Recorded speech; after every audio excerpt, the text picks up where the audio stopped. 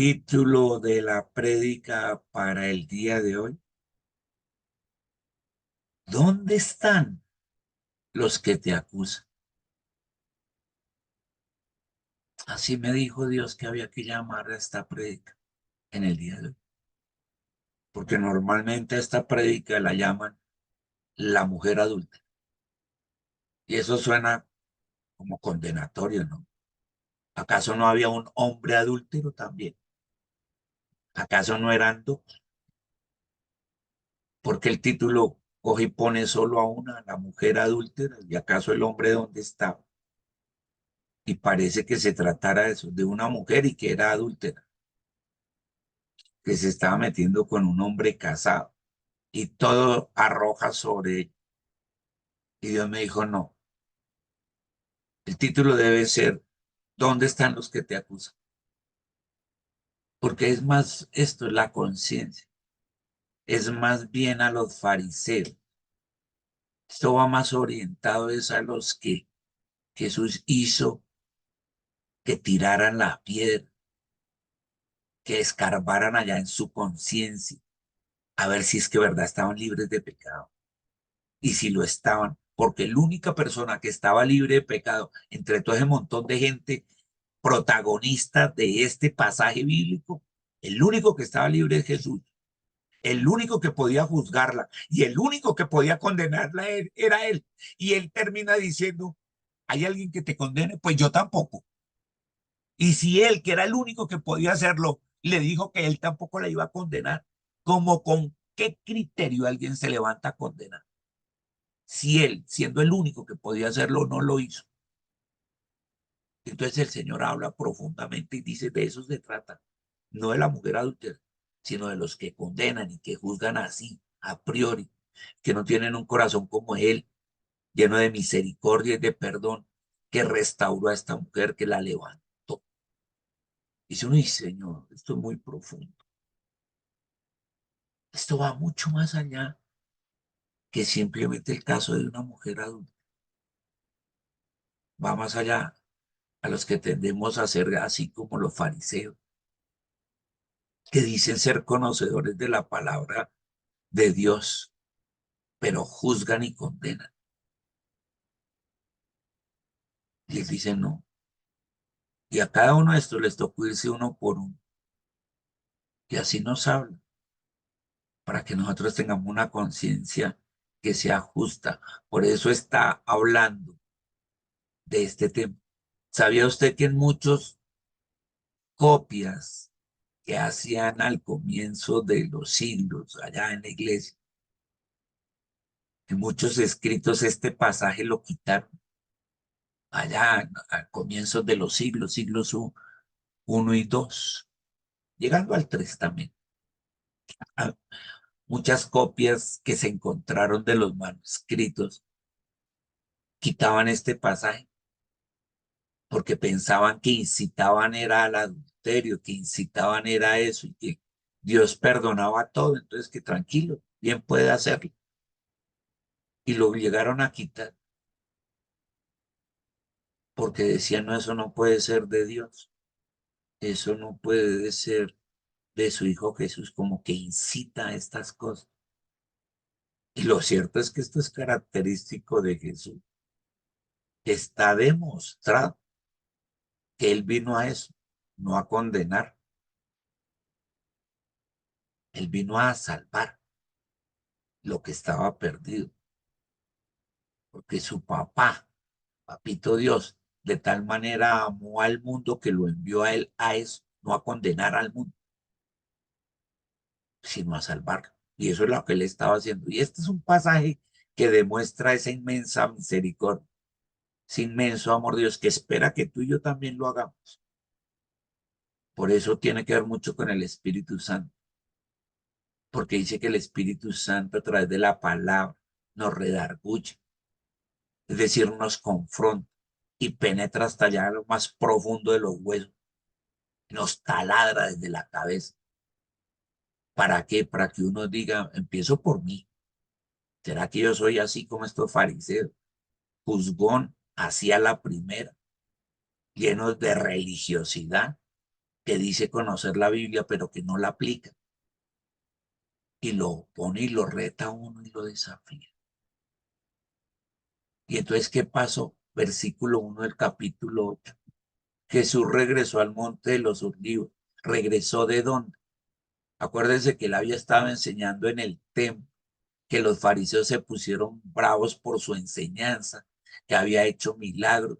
Mandaron a los guardias del templo a apresar a Jesús. Vaya, cójanlo preso y no lo traen. Y llegaron los guardias con las manos vacías.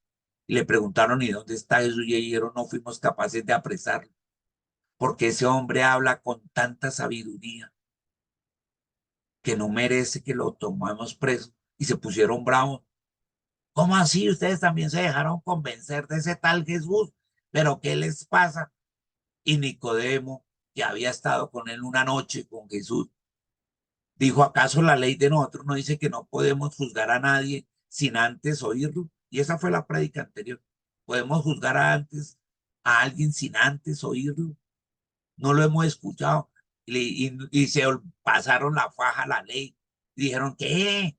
¿No es que él viene de Galilea? ¿Acaso de Galilea puede salir algo bueno? Ni siquiera se habían averiguado de dónde era descendiente David y en qué ciudad había nacido. Nada.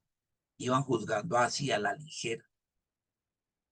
Y al final, como los guardias llegaron sin nada y vieron que no podían y no lo apresaron,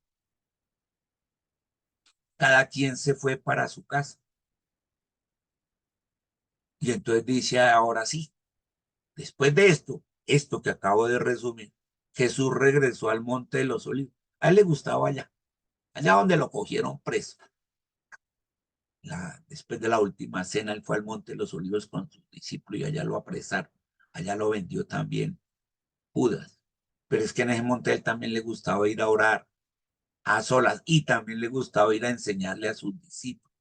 Pero mire, en este caso, él regresó al monte de los olivos y parece ser que pasó la noche allá en oración, porque dice, mire, verso 2, pero muy temprano a la mañana siguiente estaba de vuelta en el templo, allá donde lo sacaron por estar enseñando, allá donde querían los fariseos. ¿Cómo es posible que este venga que se nos meta al rancho y viene y fuera de eso enseña acá y explica la palabra de una forma que la gente queda absorta, que la gente queda ahí anonadada y dice, increíble cómo sabe?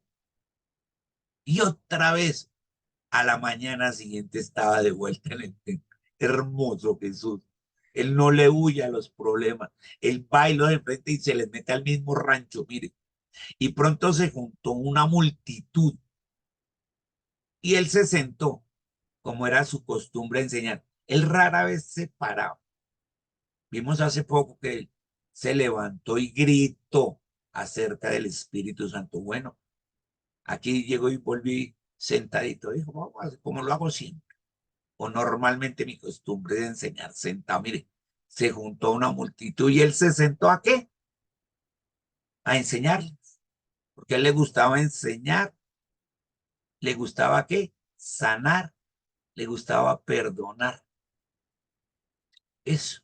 Él enseñaba, predicaba y sanaba. Mire, y cuando él estaba ahí enseñando, mientras él hablaba, enseñando en el templo, los maestros de la ley religiosa, muchos religiosos, fíjense lo que hacen los religiosos, les gusta juzgar, les gusta ser irónico, les gusta poner ahí como sembrar cizaña, les gusta ser tendenciosos. Mire, esos de la ley religiosa y los fariseos, se supone que estos son maestros y fariseos, se supone que conocían la palabra al derecho y al revés, todo el Antiguo Testamento. Le llevaron a una mujer que había sido sorprendida en el acto del adulterio y la pusieron en medio de la multitud. Él está enseñando, ¿cierto? Y que estaba enseñándole a la multitud la palabra de Dios, que estaba haciendo predicando de la Biblia. Haga de cuenta que estamos allá en la iglesia, en pleno culto, a la mitad del culto y cogen y llevan a una mujer y nos la ponen allá adelante en el culto, semidesnuda. Y dicen, ay, caramba. Y nos la ponen allá en toda la mitad del culto, a ver qué hacen. Interrumpen la enseñanza, hacen que la gente se concentre en eso. Y todos unos conocedores de Dios cogen y hacen esto, llevan a esa mujer y la ponen ahí, a ver qué.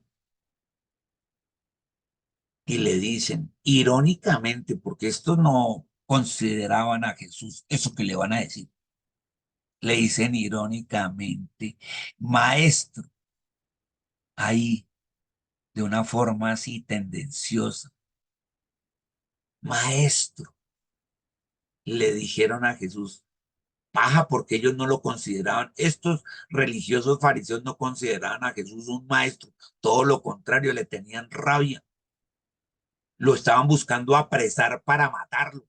No lo habían podido hacer, eso vimos en el capítulo anterior. Mandaron a los guardias a apresarlo para llevarlo ahí, aprendido a la cárcel, y no pudieron.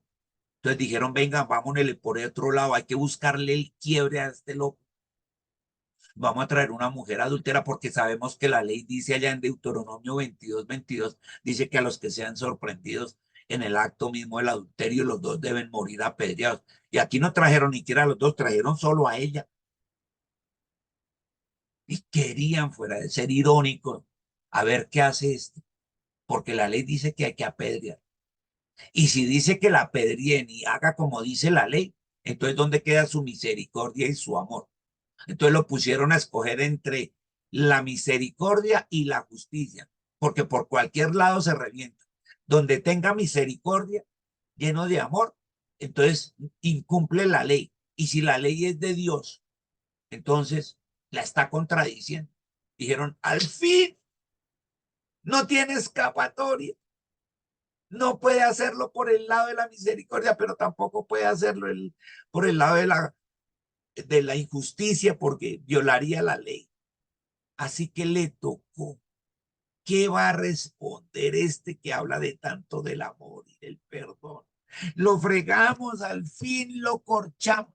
Así anda mucha gente, esperando a ver cómo corcha a los cristianos, esperando a ver que nosotros caigamos para irsenos encima con todo y darnos palo.